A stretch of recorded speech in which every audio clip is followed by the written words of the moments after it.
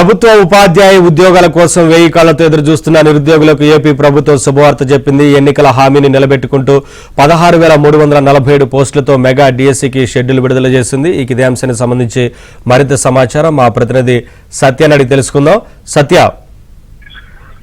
Mega డిఎస్సికి సంబంధించి ఎన్నికల ముందు ఏదైతే కూటమి పార్టీలు హామీ ఇచ్చాయో దాన్ని నిలబెట్టుకుంది. సంవత్సరం ఏడాది తిరగకుండానే తొలి సంతకం ఏదైతే మెగా డిఎస్సి మీద చేశారో దానికి సంబంధించి సాకారం చేసి ఈ రోజు నోటిఫికేషన్ కూడా జారీ చేయనుంది. నిన్న దీనికి సంబంధించి షెడ్యూల్ ను ప్రభుత్వం విడుదల చేసింది.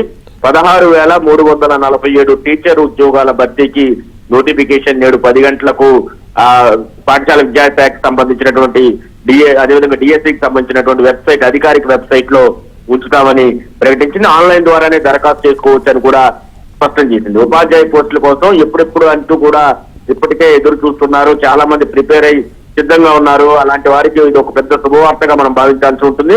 ఇదే సమయంలో వైపు మెగా డిఎస్సి కసరత్తు చేస్తూనే మరోవైపు ఎస్సీ వర్గీకరణ ఆర్డినెన్స్ కూడా జారీ చేసిన నేపథ్యంలో ఉన్న అన్ని చిక్కుముళ్ళు కూడా విడిపోయాయి. అదే సమయంలో న్యాయపరమైన చిక్కులు రాకుండా ఈ డిఎస్సి పూర్తి కావాలని ముందు నుంచి కూడా మంత్రి నారా లోకేష్ నిర్ణయించారు. దానిలో భాగంగా అధికారులతో పూర్తి స్థాయిలో చర్చలు జరిపి న్యాయపరమైన చిక్కులు లేని విధంగా ఈ డిఎస్సి నోటిఫికేషన్ ఉండాలని కూడా చర్యలు తీసుకున్నారు. ఆర్డినెన్స్ అమల్లోకి రావడంతో ఇక డిఎస్సి నోటిఫికేషన్ కు మార్గం సుగమం అవడంతో ఈ ఉదయం 10 గంటలకు ఈ నోటిఫికేషన్ జారీ చేయనున్నారు.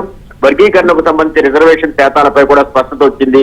డిఎస్సి నోటిఫికేషన్ వర్గీకరణ అమలు ఈ డిఎస్సి నోటిఫికేషన్ ద్వారానే చేయనున్నట్టు కూడా స్పష్టమవుతుంది. ఇక జిల్లాల వారీగా పోస్టుల ఖాళీలను కూడా విద్యాశాఖ అన్ని వివరాలను కూడా వెబ్సైట్ లో ప్రకటన రూపంలో నిన్న ఒక షెడ్యూల్ విడుదల చేసింది. ఏపీ డిఎస్సి నోటిఫికేషన్ ను ఉదయం 10 గంటలకు ఆన్లైన్ లో అప్లికేషన్లు ఉంచడం ద్వారా ప్రారంభించబోతున్నట్లు కూడా స్పష్టం చేసింది. దరఖాస్తు స్వీకరణకు మే 15వ తేదీ వరకు కూడా సమయం ఇస్తోంది.